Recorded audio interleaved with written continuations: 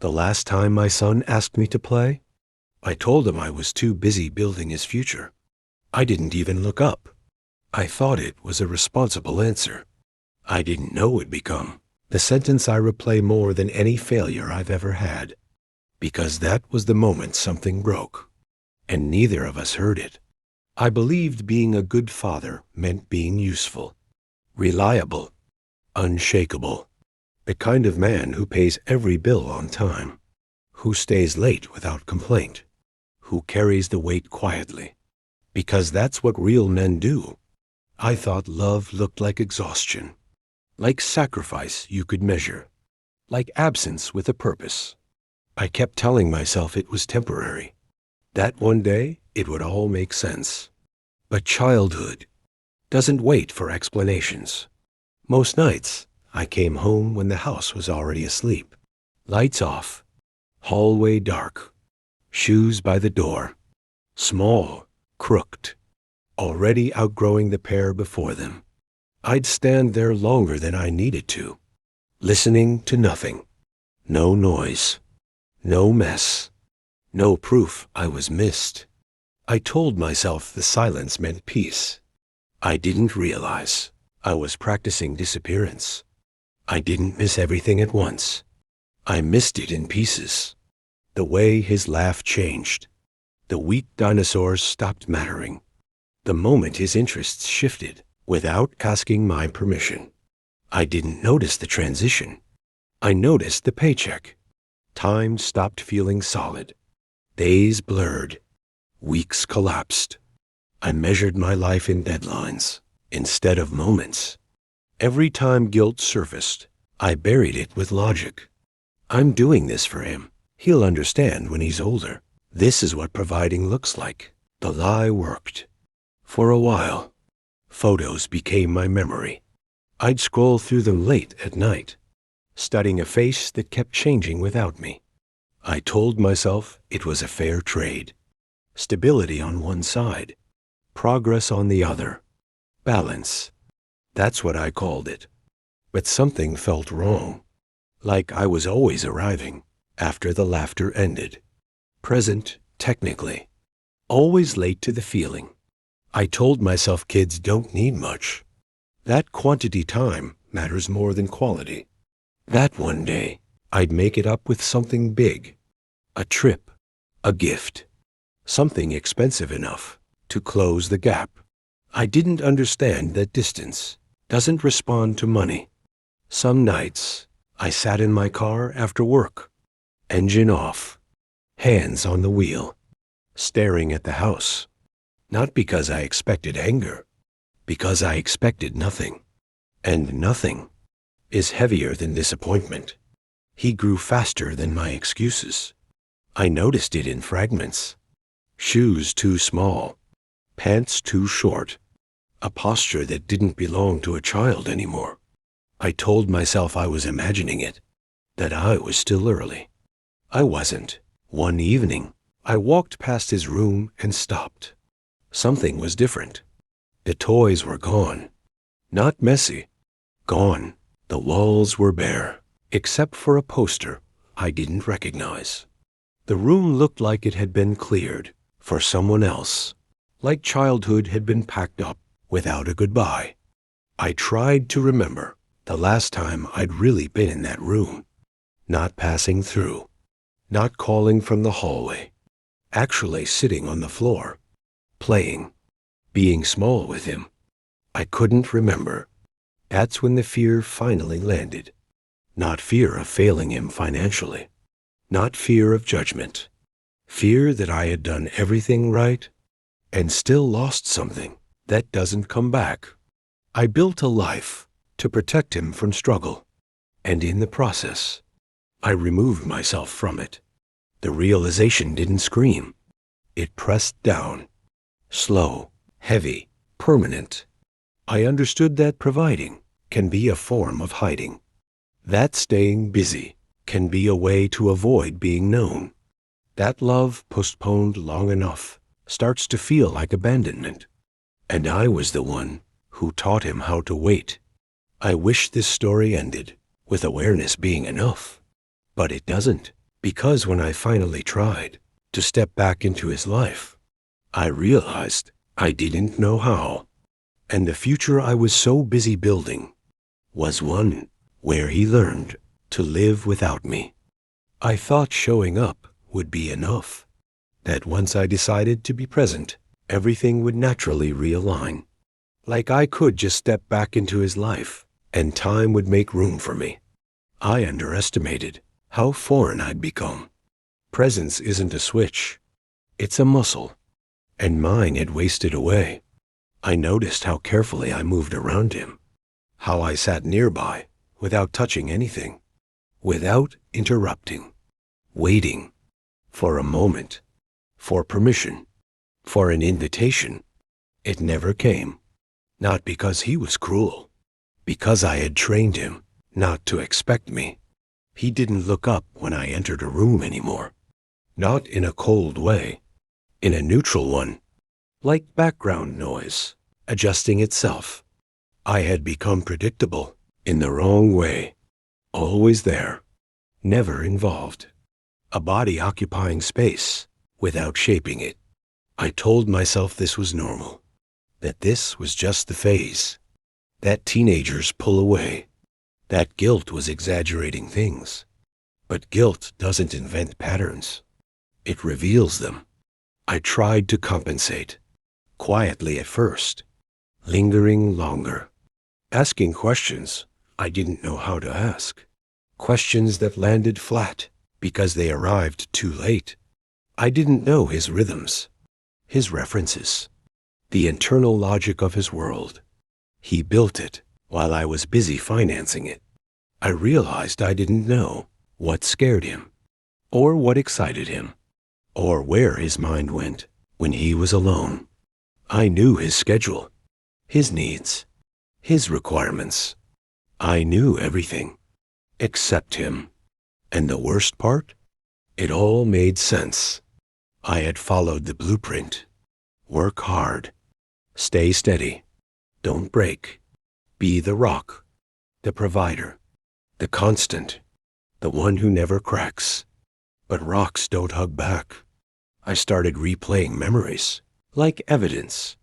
Missed school events, missed milestones, missed expressions I never watched form. Every justification I'd used sounded thinner without the pressure of survival behind it. I told myself I still had time, that relationships are resilient, that blood matters, that love doesn't expire, but love doesn't vanish suddenly.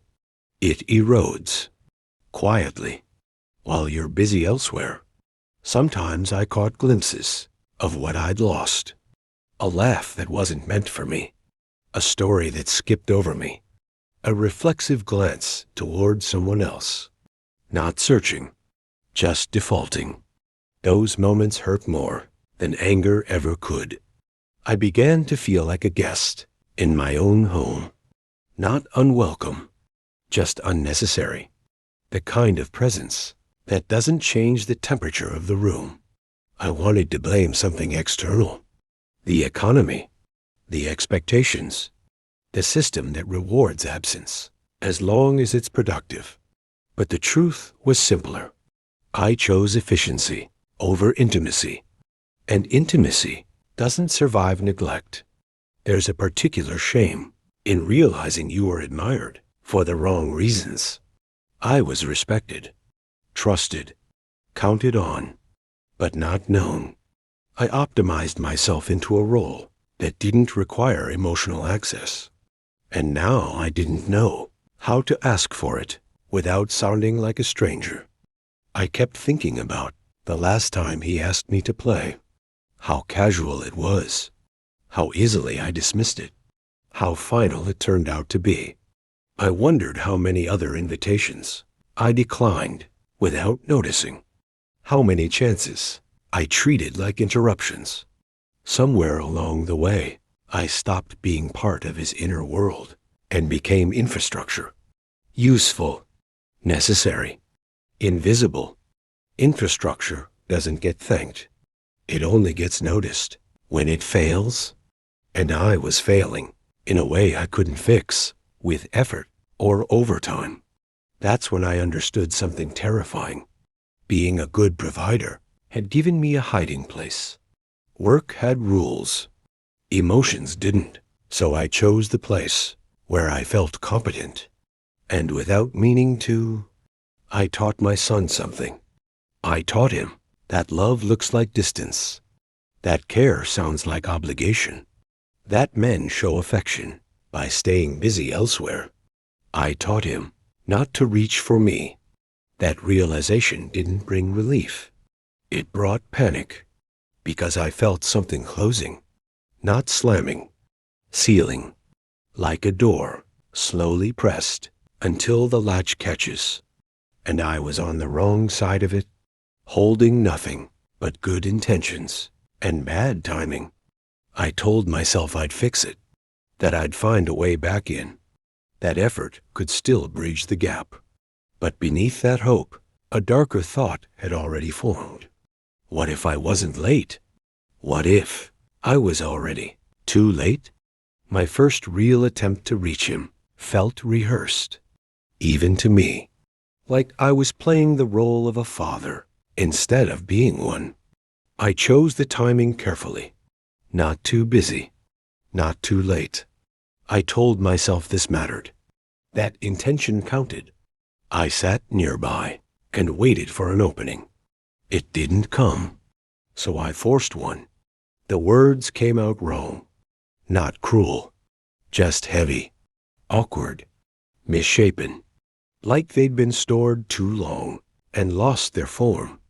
I could hear myself talking, explaining, justifying, filling space the way I always had. I was doing it again, using language as labor, as proof. He listened. That was the part that hurt the most. No interruption, no emotion, just listening, the way you listen to instructions or weather updates. Something informational, something that doesn't require a response. That's when I realized I wasn't repairing damage. I was interrupting balance. I was speaking to someone who had already adapted to my absence, someone who had rewritten expectations. That night, I couldn't sleep. I replayed the moment over and over, searching for something I could reinterpret. A look, a pause, anything that meant connection. I found nothing. Not rejection, just neutrality. And neutrality is colder than anger. Anger means you still matter. I started noticing how self-contained he was, how little he needed from me.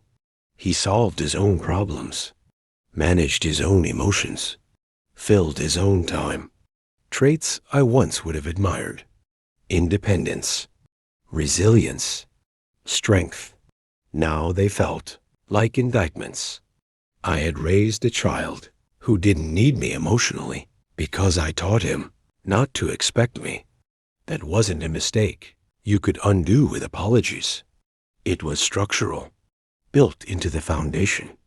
I told myself to be patient, but patience is harder when you're racing against regret. Every day felt like interest, accruing on a debt I didn't know how to pay. I began to sense a boundary, not a rule, a habit. He didn't avoid me. He just didn't orient toward me. The room didn't change when I entered it. His life kept moving, smooth, uninterrupted. That's when the fear shifted. It wasn't just about missing his childhood anymore. It was about missing my place in his future. I imagined milestones I wouldn't be central to, decisions made without me, struggles faced without my support, a life where I existed as a reference point, not a refuge. And I couldn't blame him. Work had always felt urgent. Deadlines, consequences, immediate feedback. Parenting didn't scream when neglected. It whispered, and I had tuned it out. There's a particular cruelty in realizing you were present enough to be remembered, but absent enough to be irrelevant. I wasn't a villain. I wasn't a ghost. I was something worse. Optional. That word settled in my chest. Heavy, final. I started questioning everything I believed about success, about sacrifice, about what it meant to be a good man. I chased stability so hard, I forgot that connection is unstable by nature. It requires risk, attention, discomfort, everything I avoided by staying busy. Then I noticed the signs that terrified me most. He didn't ask for my opinion, didn't seek my approval, didn't push back. Pushing means you care where the boundary is. He had already mapped around it. I wondered if this was how it ended. Not with a fight, not with estrangement, but with a slow emotional fade-out. A father reduced to logistics, remembered for what he did, not who he was. I kept waiting for a turning point, something dramatic enough to reset the trajectory. Stories always have those. Real life doesn't. Real life just keeps going. And the longer it went on, the more unbearable the thought became that the damage wasn't only in what I missed, it was in what I taught him about closeness and how easily he could live without it. I started watching myself the way you watch someone make the same mistake over and over. Every instinct I had was wrong. When I leaned in, it felt intrusive. When I pulled back, it felt familiar. I was trapped between becoming a stranger or staying a shadow. So I did what I always did when I didn't know what to do. I worked harder. I stayed later, took on more, told myself I was creating space for the future. But the truth was simpler. Work was the one place I still knew the rules. Effort in, reward out. No emotional ambiguity, no risk of rejection. I could succeed there without being seen. At home, I noticed something else. The silence wasn't empty anymore. It was organized. His routines didn't include me because they didn't need to. He had learned how to self-soothe, how to self-entertain, how to self-direct. Skills that look impressive on paper and devastating in practice. I had raised someone who didn't reach. And then came the moment that shattered the last illusion I had left. It wasn't traumatic. That's what made it unbearable. I overheard him talking to someone else. Not about me, not around me, just talking. His voice was different, lighter, more animated, alive in a way I hadn't heard in years. He was explaining something he cared about, something complex, something that mattered to him. He had depth I had never accessed. I stood there, frozen, realizing this wasn't a phase. This wasn't teenage withdrawal. This was a full emotional life that had developed without my participation, not in rebellion, in adaptation. I didn't feel angry. I felt replaceable. That night, I sat alone and tried to remember the last time he came to me first, with a problem, a thought, a fear. I couldn't find it. The memory stopped early, like a road that ends without warning. That's when the guilt turned physical. Tight chest, shallow breath, a pressure that didn't move. And I finally understood something I had avoided for years. Providing had been my armor. As long as I was useful, I didn't have to be intimate. As long as I was responsible, I didn't have to be emotionally available. I could tell myself I was indispensable while avoiding the risk of being truly known. And my son had paid the price for that avoidance. I started seeing my absence not as time missed, but as a pattern taught. I had modeled emotional distance So consistently, it became his default. I hadn't just missed his childhood. I had shaped how he would experience closeness for the rest of his life. That realization cracked something open, because suddenly, this wasn't just about us.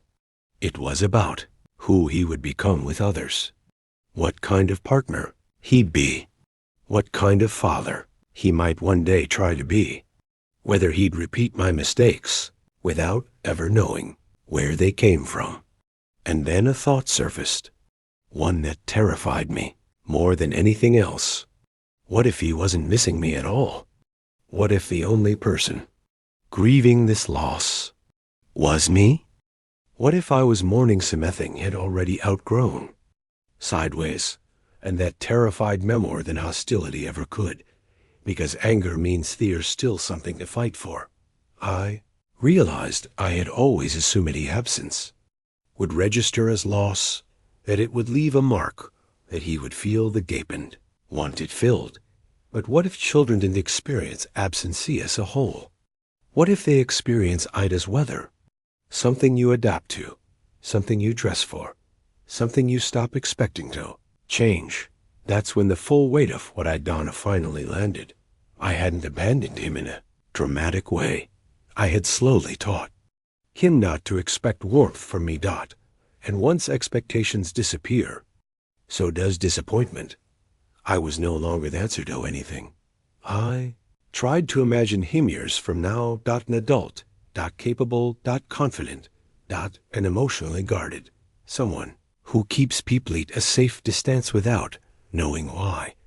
Someone who equates love with reliability. Not vulnerability. Someone like me. That realization hit harder than any accusation ever could. I wanted to intervene, to break the cycle, to say something meaningful. In auto matter, but every sentence I rehearsed sounded like an excuse-wearing remorse. I was afraid my explanation would center my guilt. Something irreversible happened. Role ends without ceremony. I was still there, still functional, still necessary in practical ways, but emotionally, I was background. I noticed how rarely I referenced me. Stories that skipped over my presence. Plans that didn't account for my opinion. He wasn't cutting me out. He had simply written narrative without me. That's when the panic fully set in, because the more I risked becoming someone he remembered without feeling. I didn't want to be a lesson. I didn't want to. Beatty reason he learned self-reliance too early, or emotional restraint too well. I didn't want my legacy be competence with it, known sooner. Children don't need perfect providers. They need imperfect presence. And I had offered him one thing I was best at, instead of the one thing only I could give. There was no dramatic vow, no turning point speech, just a quiet understanding that whatever I did next couldn't be about fixing the past, it had to be about accepting the cost in it. Because even if I did everything right from this moment forward, some doors didn't reopen the same way. Some moments are one-time invitations, and I had declined to do many of them. That night, lying awake, another thought surfaced, one that tightened my chest all over again. What if the best I could hope for now wasn't closeness? What if it was forgiveness? Forgiveness sounds gentle when you say it out loud, like relief, like a soft landing. I learned quickly it's nothing like that when you're the asking for in silence, because forgiveness doesn't restore what was never built. I stopped chasing moments, stopped hovering, stopped trying to manufacture connection like it was a deadline I could still meet. I realized too much effort now was only underlinear absent. I had been before, so I did something that felt backward. Stayed, not loudly, not strategically. I showed up without announcing it. Sat near me without expectation. Listened without steering. I let the discomfort exist without rushing to fill it. It felt unnatural, like learning anew. Language without grammar.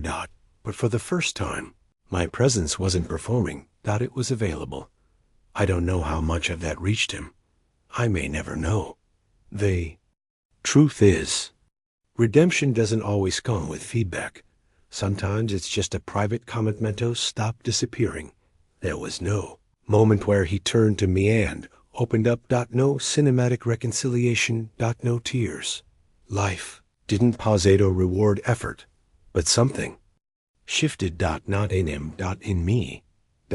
I stopped measuring my worth by what I provided, stopped hiding behind responsibility, stopped pretending exhaustion was a substitute for love. I learned to sit with uncertainty. With the possibility that I might never be central again. That was the hardest part. Accepting that my role might always be smaller than I wanted, and choosing to show up anyway. I used to think regret was about wishing you done things differently. Now I know it's about realize you didn't. I had been afraid of not knowing what to say, afraid of being inadequate, afraid of emotional exposure. Work gave me distance from those fears. Fatherhood demanded I face them. And I ran. If there's one thing I understand now, it's this. Providing is easy compared to being present. Money solves visible problems. Presence asks you to sit inside invisible ones. To be seen while you're unsure. To stay when there's no guarantee you matter. I don't know what kind of relationship we'll have in the future. I don't know if he'll ever see me's more than background. I don't know if I waited too long. What I do know is this. One day, he'll look back in his childhood and remember a man who worked hard, who was stable, who was there. I don't know if he'll remember being held. That's the part that doesn't fade. That's the part T missed. And no amount of providing will ever fill that space.